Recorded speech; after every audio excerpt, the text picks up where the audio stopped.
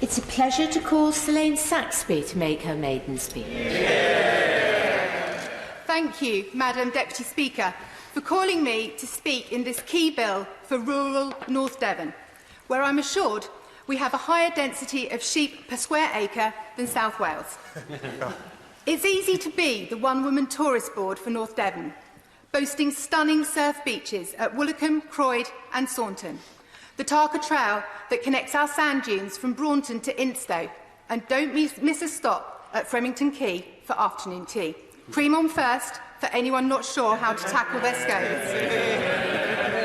The Linton to Lynmouth Funicular Railway, miles of idyllic rural walks by day or night, Exmoor being the first international dark sky reserve in Europe, and our vibrant market and coastal towns of Ilfracombe, Barnstaple and South Molton.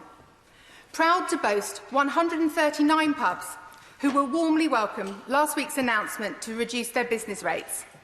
I visited a mere 40 in the campaign, so plenty to go to in my support of particularly the village pub, vital to North Devon's rural communities. And getting to North Devon is about to get somewhat easier, with the improvements to the North Devon Link Road starting this year, championed by my predecessor, Peter Heaton-Jones. Peter stepped down as MP so late, many colleagues in the House were more than a little surprised to see me. I want to pay tribute to his hard work in putting North Devon on the map. In his maiden speech, he referred to the need for more infrastructure, and in particular, faster broadband.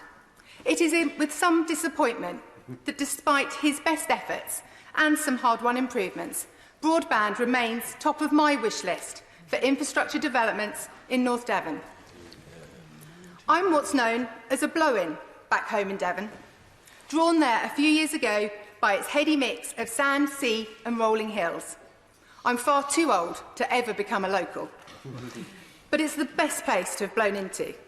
When I leave here and switch my work suit back to my wetsuit, I wake to the sound of the Atlantic crashing over the bar into the double estuary of the Tor and Torridge, tucked behind a sand dune on Instow Beach that George, my rather plump Labrador, and I love to walk, with stunning sunsets and the idyllic view out to Lundy. Over 3/4 of Devon's landscape is farmed, yet managed by less than 1% of the residents, and I am therefore delighted to be speaking up for them in the Agriculture Bill, which will boost both food production and champion our environment, another key concern in North Devon. The Agricultural Bill will ensure that farmers are finally rewarded for being the stewards of the environment that they have always been, and that this is related to how that land is used, managed, protected and preserved, rather than solely how much land is owned. The NFU are aiming for English and Welsh agriculture to be carbon net zero by 2040, and this bill will ensure that this endeavour is rewarded. The environment being so important to those of us who have the privilege of living in stunning North Devon, so much of which is highly designated to ensure we are able to safeguard it for future generations. For me, working towards net zero is something I will also champion in the House. Levelling up will mean a lot to all of us in North Devon. We have the 8th highest percentage of people in work, but our productivity per head is £5,800 below the UK average, which is possibly no wonder, given our broadband speed is only 60% of the UK average. And this has to change. Connectivity is so poor. One village resident explained to me at a farmer's market that they were struggling to even get the arches. Having run a .com myself for 15 years, I know how important broadband is to small and medium local businesses. It is an absolute privilege to represent the community in which I love to live, and a particular honour to be their first ever female MP.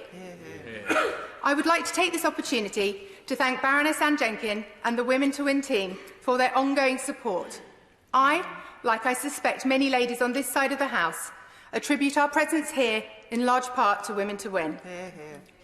I very much hope I may go some way to inspire young women and girls in North Devon to fulfil their dreams and reach beyond what they thought might be possible.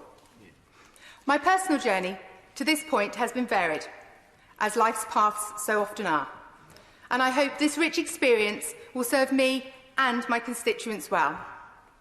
You may have noticed I like my statistics.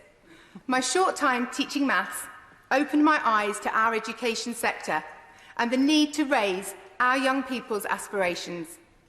And I never knew my decades as a fitness instructor would be so much needed, given the miles I walk daily, getting lost in the corridors of the House.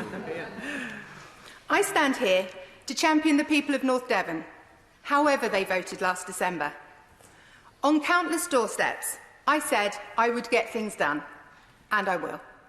I am delighted to be speaking in this vital agriculture bill in this, our first week as an independent coastal state, which I hope will lead to good news for my local fishermen, and that by the time there is another MP for North Devon, in many years to come, of course, that they will not be asking for better broadband in their maiden speech.